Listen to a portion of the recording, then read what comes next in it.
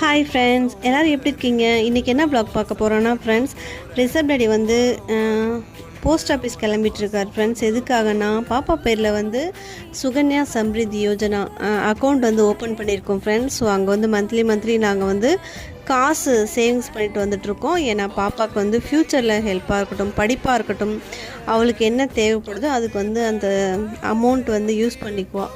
அதனால் வந்து friends monthly நாங்கள் வந்து சேவிங்ஸ் பண்ணிகிட்ருக்கோம். நீங்களும் கண்டிப்பாக உங்களுடைய வீட்டில் இருக்க குழந்தைங்க பேரில் வந்து கண்டிப்பாக சேவிங்ஸ் வந்து ஸ்டார்ட் பண்ணுங்கள்.